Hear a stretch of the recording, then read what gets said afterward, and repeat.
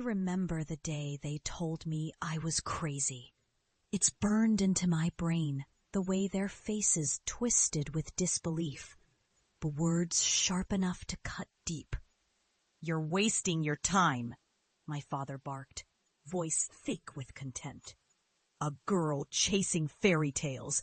Get real, Elena." My mother shook her head, eyes filled with disappointment. "You'll never make it. No one in this family has ever done anything like this. It's stupid." And my brother? He just laughed, as if my dreams were some joke he'd never take seriously. They called me reckless, naive, and worse, an embarrassment to the only family I'd ever known. I was just a small-town girl then, obsessed with the idea of harnessing the ocean's power. My mind was alive with visions of waves crashing against turbines, sustainable energy lighting up communities, rewriting the future.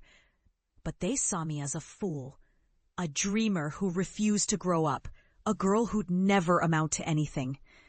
That day, I wanted to scream, to tell them I proved them wrong.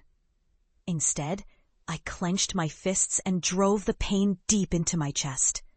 I packed my things, leaving the town that mocked me, and poured every ounce of my fury into my work. Years later, I was still fighting against skepticism, against betrayal, against the relentless tide of doubt that threatened to drown me. My breakthrough came through a storm of loss and betrayal. That's when I discovered who my real enemies were. My trusted mentor, someone I'd looked up to, who had helped shape my dreams, stole my groundbreaking research on sustainable energy. He sold it, lied about my work, and left me in ruins, dismissed and discarded like I was nothing. No recognition, no support. Just a hollow silence that echoed my despair. But in that darkness, I refused to give up. I channeled that pain into a relentless pursuit. I abandoned the traditional labs, the corporate approvals, the waiting. I turned to the ocean itself, its rhythmic chaos, its raw power. I started an unconventional project, harnessing the energy of the waves directly from the shore, building a system no one believed could work. The ridicule was deafening. Scientists called me crazy, investors sneered. But I stayed the course, driven by a stubborn belief that I was on to something vital. And then it happened. The first time my wave turbines powered a small village, lighting up homes that had been dark for decades. When I saw children's faces illuminated by clean, sustainable energy, something inside me broke free. It wasn't just about proving my critics wrong. It was about transforming lives, about rewriting the story that had been written for me. Over the years, my work grew. I expanded my systems to entire towns, then regions. I turned barren coastal lands into lush ecosystems, full of life, full of the ocean. Once a symbol of betrayal and betrayal became my greatest ally. I built communities, healed wounds, and proved to the world, and most importantly, to myself, that resilience can turn shattered dreams into dawns of new beginnings. And then the day came. I returned home, not as the girl they mocked, but as a woman who had defied the impossible. My family was there, gathered in our old backyard, faces lined with the years of their dismissiveness. I wanted to confront them, to make them see what I had become, what I had always been capable of. I stepped forward, my eyes steady, my voice firm. This is what your doubt nearly kept me from, I said, nodding toward the turbines spinning gently in the ocean behind me. This is what resilience looks like. I watched their faces shift.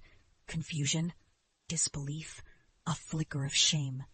And then, as I revealed the thriving ecosystem I'd built from the barren land they once ridiculed, their expressions changed. Slowly, painfully. My father's jaw clenched. My mother's eyes welled with tears, not of joy, but of regret. My brother looked away. Perhaps, but I didn't need their approval anymore. I had proved my worth in the only way that truly mattered.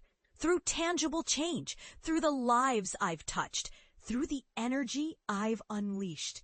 Standing there, watching their silent acknowledgement, I felt a profound truth settle over me. The greatest betrayal can be the catalyst for our most profound redemption.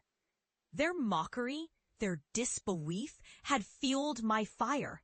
Their dismissal had become the soil in which my resilience grew. You see, success isn't just about achievement. It's about transformation, inside and out. It's about turning the pain of rejection into the power to forge a new path. It's about rising from the ashes of betrayal to become something greater than anyone ever imagined. I realize now that the real failure would have been giving up, letting their words define me, letting their doubts drown my dreams. But I chose differently. I chose to stand tall, to keep fighting, to keep proving that even the most shattered glass can be reassembled into something beautiful and new. That's what dawns after the darkest night, a luminous promise of hope. And as I look out at the ocean, my greatest partner, I know this: the tides will always turn. No matter how fierce the storm, how deep the betrayal, resilience will always find a way. Because in the end, it's not about never falling. It's about rising every time we do. So here's my truth. Your dreams, no matter how ridiculous they seem, are worth fighting for. The world needs your courage, your vision, your relentless pursuit. Because sometimes the greatest victories are born from the scars of betrayal, and the most profound dawns come after the darkest nights. And I promise you this: if I can turn betrayal into triumph, then so can you. Never forget that.